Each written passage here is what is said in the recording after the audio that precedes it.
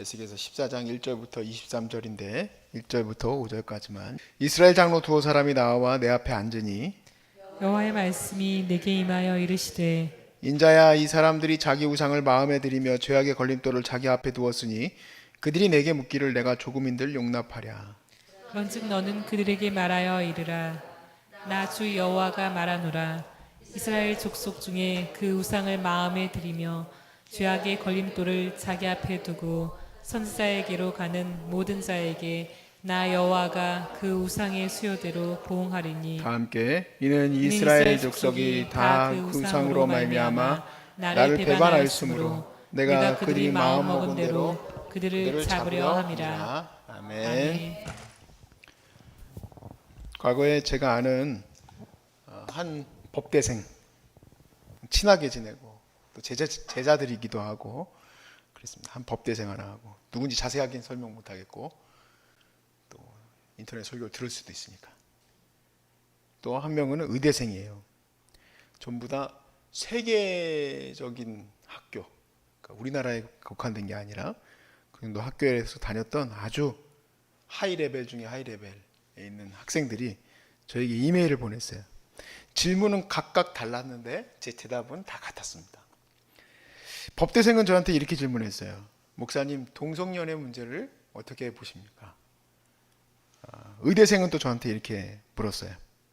목사님, 제가 해부학을 들어야 되는데 해부학 시간 전에 고사를 지낸다고 합니다. 그래서 제가 너무 의아했어요. 이렇게 과학적인 학생들이 고사를 지낸단 말인가? 그래서 제가 둘 다 똑같이 대답을 했는데 이유는 법대생이 먼저 저한테 물어봤던 대답에 대해서 했던 얘기를 그대로 썼기 때문에 그래요. 뭐라고 대답했냐면 너는 이미 답을 알고 있는데 나한테 왜 묻느냐 라고 대답을 하고 그냥 짧게 쓰고 마침표를 크게 쓸 수 있었다면 마침표를 크게 썼을 텐데 마침표를 조그맣게 그냥 찍어서 보냈습니다. 그랬는데요, 너무 재밌게도요, 제가 실제 그 이메일이 있는지 모르겠는데 아직까지도 대답이 똑같아요. 대답이 뭐라고 왔냐면 목사님 걱정하지 마십시오, 다 해결됐습니다 하고 왔어요. 뭐가 해결됐다는 얘기죠? 저는 그 해결책에 대해서 듣지는 못했는데 그 이후로 그 분들과는 별로 얘기를 못 해봤었습니다. 오늘 에스겔 앞에 참 재밌게도요 이렇게 써 있습니다. 1절에 이스라엘 장로 두어 사람도 아니고 두어 사람은 도대체 뭐죠? 두어 사람이 앉아 있다고 했습니다. 여러분, 장로는 누굽니까? 이스라엘 장로. 교회 장로 이런 걸 얘기하는 게 아니죠. 이스라엘의 장로는 이스라엘 자기 그 지파의 사람들을 이끌어가는 리더예요. 정치적으로 또 그리고 철학적으로 여러 가지 개념들과 이런 생각들을 이끌어가는 사람들이 장로죠. 엘리트 중에 엘리트입니다. 그런데 그들에 대해서, 영적 문제에 대해서 하나님이 알려주세요. 에스겔은 특이하게도 우리가 계속 보고 있지만 사람들 앞에 두고 갑자기 입신하는 이상한 그런 체험들이 계속 나와요. 사람들과 같이 앉아있는데 갑자기 혼자 날아가가지고는 예루살렘으로 갔다 오고, 지금 이스라엘의 이 두 장로를 앞에 두고 하나님이 영적 상태에 대해서 얘기를 하시는데 뭐라고 얘기하느냐. 3절에 이렇게 얘기를 합니다. 인자야, 이 사람들이 자기 우상을 마음에 들이며 죄악의 걸림돌을 자기 앞에 두었다 얘기해요. 그들이 내게 묻기를 내가 조금인들 용납하겠느냐. 이미 마음에 저기 에스겔 선지자님, 우리가 다 좋은데 예루살렘으로 가야 되지 않을까요? 라는 아주 멋지게 말하지 않겠습니까? 어디 시장통 아저씨처럼 얘기하겠습니까? 장로님이 아주 멋지고 굉장히 엘리트다운 단어를 써가면서 얘기할 텐데 하나님이 그 마음에 에스겔에게 얘기해 주셨어요. 그들이 이미 마음속에 우상을 갖고 있고 그들이 마음속에 걸림돌의 죄악을 갖고 있는데 조금은 좀 용납해달라고 얘기하는 것을 내가 용납할 것 같냐? 라는 얘기예요. 이미 마음에 자기가 원하는 답을 갖고 있으면서 왜 묻냐는 얘기예요. 그대로 해보라는 얘기예요. 그럼 내가 그들을 어떻게 하는지 내가 보여주겠다. 그게 자그마치 오늘 읽어야 되는 6절부터 24절까지 들어있어요. 읽지를 못하겠어. 너무 길어서. 하나님이 철저히 밟아주시겠다는 거예요. 네가 마음에 답을 갖고 왔는데 내가 뭔 얘기를 해주길 바라느냐.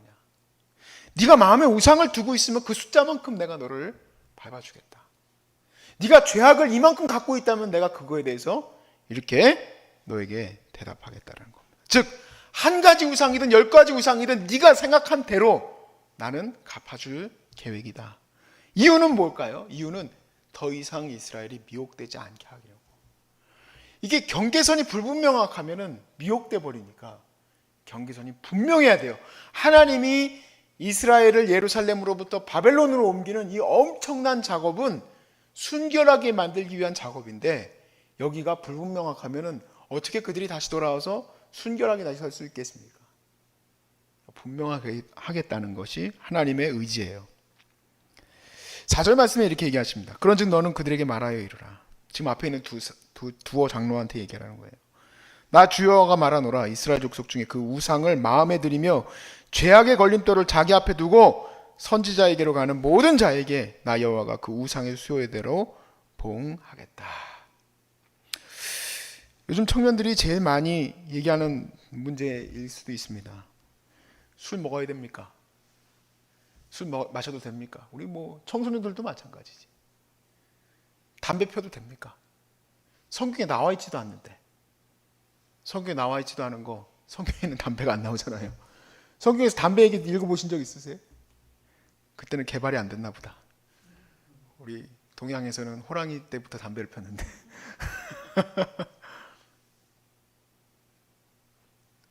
어떻게 해야 될까? 술 한 잔쯤 먹는 거는 문제가 되지 않겠습니까? 라고 물어볼 수 있을 겁니다. 여러분 요즘에는요 신앙적인 고민들 인터넷에서 물어보면 다 뜹니다.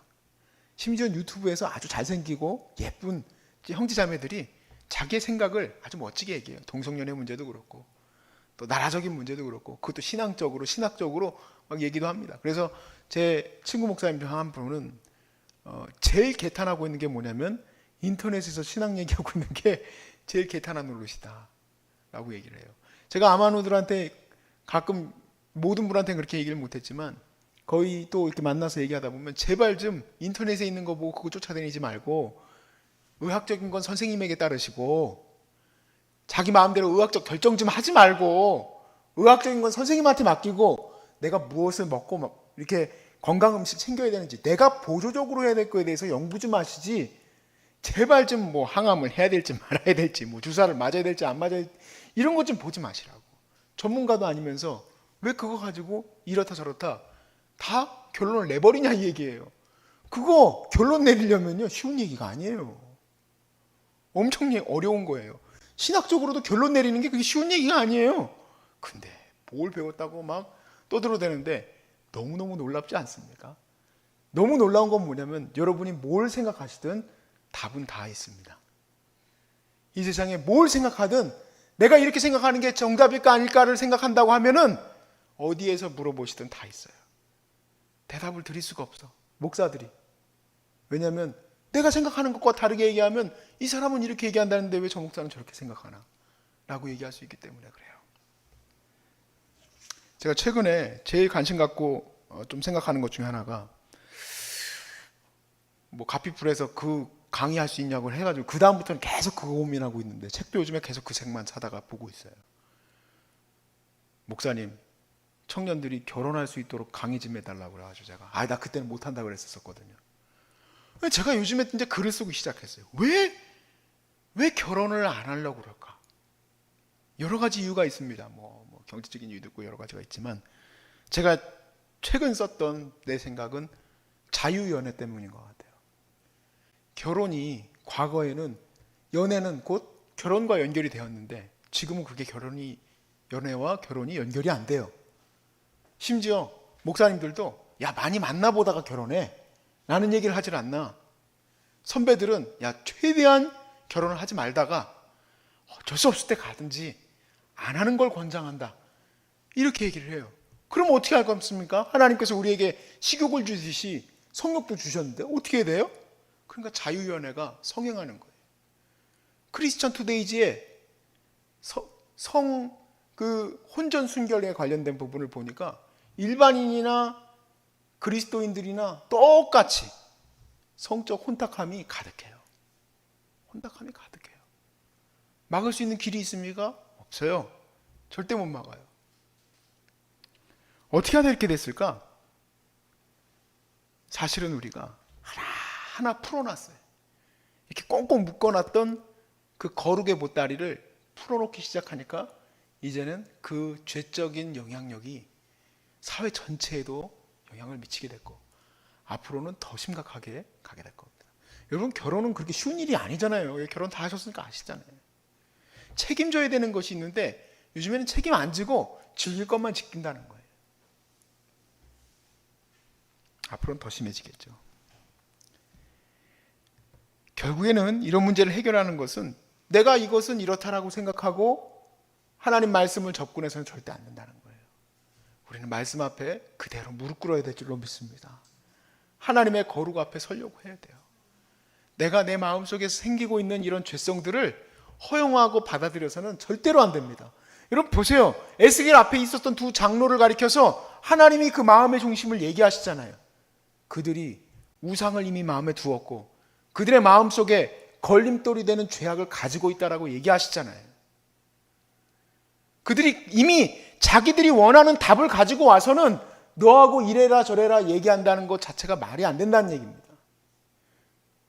하나님이 더 많은 얘기를 에스겔하고 하세요. 24절까지 얘기하신다니까요. 얼마나 하나님이 답답하고 화가 나셨으면.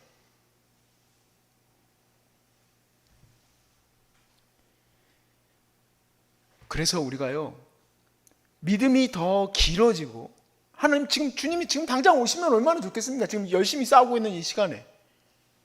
그런데 이 믿음의 생활이 더 길어지고 더 이 신앙의 생활이 길어지기 시작하면은 나도 같이 늘어지지 않을 수가 없어요.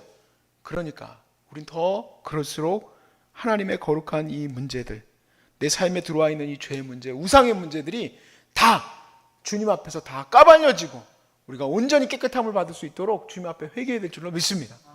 반드시 내 삶의 우상이 무엇인지 빨리 발견해야 돼요. 내가 지금 쫓고 있는 것이 무엇인지를 빨리 발견해야 돼요. 그러지 않으면 우리도 이 문제와 똑같습니다. 제가 목회 상담을 배울 때 아주 중요한 것을 하나 배웠어요. 완전히 우리를 다 뒤집어 놓았는데 저는 제 부르심 자체가 하나님의 거룩한 부르심이라고 생각을 했는데, 야, 그 교수님은 처음부터 끝까지요 이성적으로 저희들을 다 까는데요 아주 그냥 죽는 줄 알았습니다. 후회도 들 정도로 엄청나게 세게 얘기를 하시더라고요. 그러면서 제 마음에 분명한 것을 하나 붙들게 하셨어요. 그게 뭐냐면, 목회자들 절대로 죄의 시험에 대해서 누구보다도 강하다고 생각하지 마라. 니네들 똑같이 너희들의 그런 역동, 감성, 또 이런 모든 문제에 너희들이 안 넘어갈 것 같냐? 그리고 막 비디오로 막 찍어 그거 보여주고 막 그러는데요, 와, 그렇구나, 안 되는구나 하고 제가 분명히 깨달았어요. 그리고는 제가 철저하게 제가 지키는 것들이 있어요. 그 교수님한테 배운 대로 이성 간에 상담을 할 때 절대 문 닫아놓고 제가 상담하지 않아요. 여러분, 제가 여기 있는 여러분 다 보고 계시죠? 저는 이렇게 공간이 열려 있거나 아니면은 다치는 곳이 있으면 저는 따로 데리고 나와요. 왜냐하면 거기서 얘기를 해야 된대요. 내가 죄인인 것을 알기 때문에 그래요. 여러분, 절대로요, 제가 간사님하고 같이 있을 때 저 문이 닫혀 있는 거 보실 수 없을 거예요. 사무실 문은 반드시 열려 있을 거예요. 심지어 에어컨을 틀어야 되는데도 불구하고 저는 반드시 그 문 열어놓으라고 그래요. 왜냐면은 그 안에서 내 마음이 요동할 수 있는 것을 저는 하나님 앞에서 제가 분명하게 고백하는 거예요. 저는 차를 탈 때도 절대 우리 여성도나 누구든지 제 옆에 앉히는 경우가 없어요. 단둘이 탈 때. 왜냐하면 그것은 내 마음을 하나님 앞에서 정직하게 세우려는 제 나름대로 노력이에요. 절대 안 돼. 절대 있을 수 없는 얘기예요. 제가 한 번은 우리 이제 섬기던, 대전에서 섬기던 교회에서 제가 이제 떠날 때 우리 청년들이 막 감사했습니다, 정말 존경합니다 하고 뭐 이렇게 다 이렇게 했었어요. 그렇게 막 대단하지도 않았는데 그러더라고요. 그래서 이제 뭐 사진도 찍고 뭐 그렇게 하는데 한 순장 자매가 목사님 한 번 안 와도 돼요? 그래요. 제가 그랬어요. 안 돼 그랬어요. 목사님 한 번 안 와도 돼요? 안 돼. 그랬더니 옆에 있었던 한 자매가 그런 얘기를 해요. 역시 그래요. 제가 그때 아차 싶었어요. 제가 안 되라고 얘기했던 건 그 자매한테 그냥 이렇게 얘기한 거거든요. 근데 다 보고 있고 다 듣고 있구나. 다 보고 있고 다 듣고 있어요. 여러분, 우리는요, 내 안에 이 유혹하고 있는 이 뱀이 스물스물 내 마음에 기어들어오고 있는 것을 깨달아야 돼요. 그거 깨닫지 못하면 죄가 우리를 넘어뜨리고 죽입니다. 죄는 우리를 넘어뜨려요. 우리 어머니가 유종옥 사모여도 내가 죄 짓고 있으면 나는 그 즉시로 박살난다가 오늘 24절까지 안에 있는 거예요. 그 아비가 누구든 그 아들이 누구든 상관없다는 얘기예요. 그 죄 앞에 서 있는 자를 반드시 내가 박살내겠다는 거예요. 죄가 추적한다 그랬어요. 죄 앞에서 우리가 당당할 수 없습니다. 하나님 말씀 전하는 자도 마찬가지고 주님 말씀 안에서 이렇게 질병 가운데 쌓아나가는 자도 마찬가지예요. 우리가 힘 있는 것은 하나님 앞에 거룩할 때입니다. 하나님 앞에 능력을 붙들고 나갈 때예요. 그럴 때에만이 우리가 사단의 마귀의 권세에 넉넉히 이기며 싸울 수 있어요. 주님 바르게 믿고 나아가는 것, 그것이 바로 미혹되는 일이 없는 하나님의 거룩한 정결한 그러한 그 과정 가운데 있습니다. 특별히 이 암과의 싸움의 시기는 더 어느 때보다도 더 중요하다는 것을 아시고 이 훈련이 잘 되어질 수 있기를 바랍니다. 참 어떻게 그렇게 자꾸 연결을 시켜서 죄송합니다만은 바벨론 포로 잡혀간 것이 자꾸 암과의 투병과 연결돼서 죄송합니다. 근데 이것이 끝이 있는 것으로 얘기하는 것은 원치 않습니다. 주님이 이것을 정결케 하시고 그들을 온전케 세우심을 저는 믿습니다. 에스겔서가 그렇게 저는 다가오고 여러분과 함께 그렇게 나누고 있습니다. 주님이 기뻐하시는 우리 모두가 될 수 있길 바라고, 저도 마찬가지고 우리 모두가 죄에 대해서 민감하고 항상 하나님 앞에 서려고 노력하면은 두려울 것이 없습니다. 오늘도 힘있게 나갈 수 있기를 주의 이름으로 축복합니다.